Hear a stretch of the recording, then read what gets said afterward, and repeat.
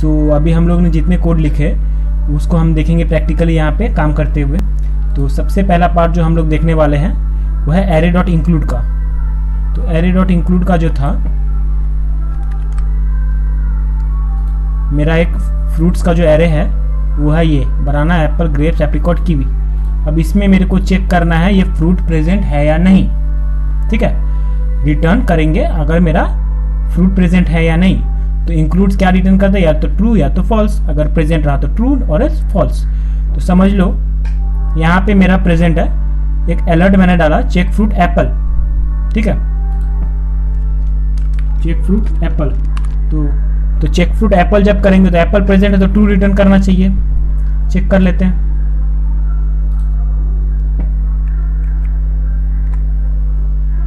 Refresh किया, true return किया मेरे को।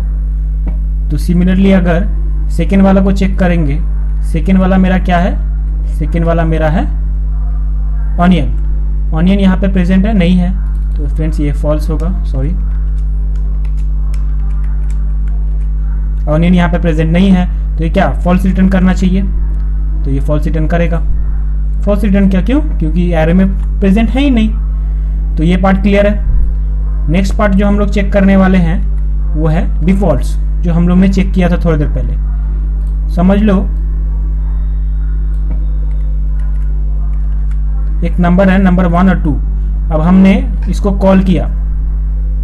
अब इस कॉल करने के बाद अगर मैंने यहाँ पे पहला मैंने चेक नंबर में पास किया 6 पास किया, मतलब क्या, पहला वैल्यू प्रेजेंट है और दूसरा वैल्यू अनडिफाइंड है। यहाँ पे मैंने 6 पास किया तो नंबर 1 का वैल्यू 6 हो गया, तो सेकेंड वैल्यू क्या अनडिफाइंड है। तो क्या सेकेंड वैल्यू का नंबर ऑटोमेटिकली डिफॉल्ट 1 असाइन हो जाना चाहिए।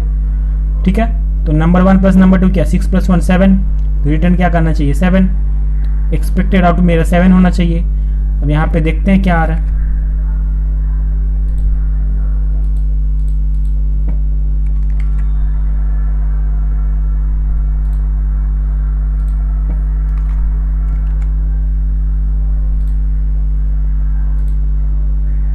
एक्सपेक्टेड वैल्यूज मेरा 7 आ गया है यहाँ पे। ठीक है, सिमिलरली अब नेक्स्ट चेक करेंगे। नेक्स्ट क्या है मेरा, जिसमें पहला वैल्यू अनडिफाइंड है और दूसरा वैल्यू डिफाइंड है। तो पहला वैल्यूज मैंने अनडिफाइंड डाला, दूसरा वैल्यूज 8। ठीक है, ये बेसिकली यहाँ पे हम 2 भी डाल सकते थे, लेकिन अब ये फंक्शन अगर बेसिकली सोचोगे बहुत जगह यूज करो, तुमको पता नहीं डिफॉल्ट वैल्यूज क्या है, तो मैंने तुमने कहीं लिख लिया है यहाँ पे। तो अगर तुम चाहते हो कि नहीं पहला वैल्यूज हम कुछ नहीं डाले, वो जो डिफॉल्ट होगा वही यूज करेगा, इसलिए मैंने यहाँ पे अनडिफाइंड डाला और दूसरा वैल्यू मैंने डाला 8।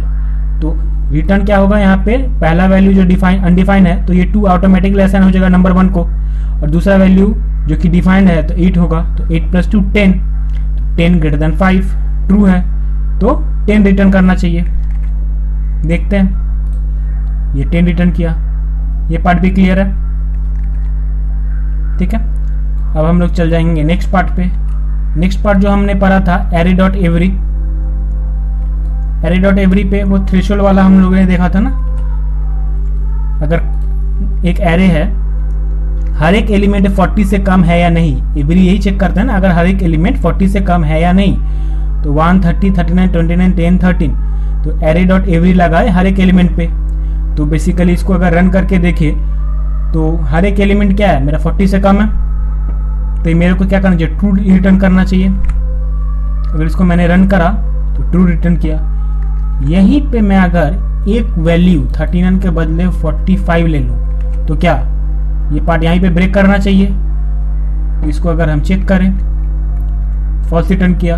क्यों फॉल्स रिटर्न किया, कि 45 < 40। अब इसके बाद ये 29 10 और 13 वाला चेक ही नहीं करेगा। ये हम उस टाइम बोल रहे थे डॉट एवरी में क्या होता है ना, जहां पे फॉल्स मिला बस वहीं पे वो ब्रेक करेगा, आगे वो चेक करेगा ही नहीं। और यहीं पे अगर सम होता तो सम क्या करता, वो आगे जाता जब तक उसको एक ट्रू ना मिल जाए। जैसे ही ट्रू आएगा वो उस पॉइंट पे आके ब्रेक कर लेगा। ठीक है, एरे डॉट सम में क्या हो रहा है, ये एक एरे है, इवन नंबर का चेक हो रहा है, हर एक एलिमेंट इसमें जा रहा है। 1 जाएगा, 1 मॉड्यूलो 2 1 होता है, and 1 is not equal to 0, so false return किया। अगर ये डॉट एवरी होता तो यहीं पे ब्रेक हो जाता। ध्यान से समझो, पहला स्टेटमेंट क्या फॉल्स आ रहा है ना, 1 मॉड्यूलो 2, तो अगर एवरी होता तो यहीं पे ब्रेक हो जाता, लेकिन ये क्या सम ऑपरेटर है ना, तो इसीलिए वो नेक्स्ट पे जाएगा जब तक नेक्स्ट ट्रू के लिए खोजेगा। नेक्स्ट 2 मॉड्यूलो 2 इक्वल्स टू 0 होता है, तो जैसे ही इसको ट्रू मिला ब्रेक कर गया, अब इसको आगे चेक करने का ही नहीं है, ठीक है। तो एरे डॉट सम ये इवन रिटर्न करना चाहिए, तो यहाँ पे अगर हम चेक करें इसको,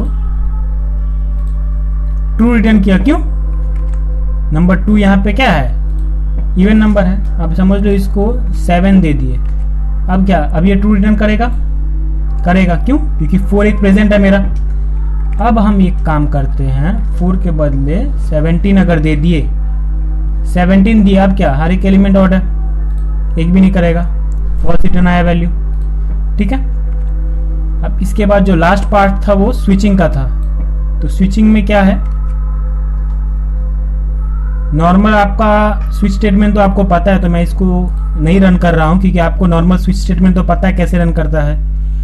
तो इंडेक्सिंग वाला हम लोग बेसिकली देखेंगे यहाँ पे। तो इंडेक्सिंग में क्या कर रहे हैं, मैंने एक मैंगोज ले लिया, ऑरेंजेस और पपायास का एक ऑब्जेक्ट बना लिया। तो ये सर्च फ्रूट है, उसमें मैंने पहला पैरामीटर पपायास पास किया, तो अब ये चेक करेगा पपायास, ये बॉक्स यूज किया गया है, वापस से बता दे रहे हैं क्यों, स्ट्रिंग है इसीलिए, ठीक है। तो चेक कर रहा है पपायास प्रेजेंट है, तो मेरे को रिटर्न क्या करेगा, मैंगोज एंड पपायास और दिस पाउंड, ये पार्ट, ठीक है। तो इसको अगर रन करके मैंने देखा, mangoes and papayas $2.7 a pound, ठीक है। सिमिलरली समझ लो आप यहाँ पे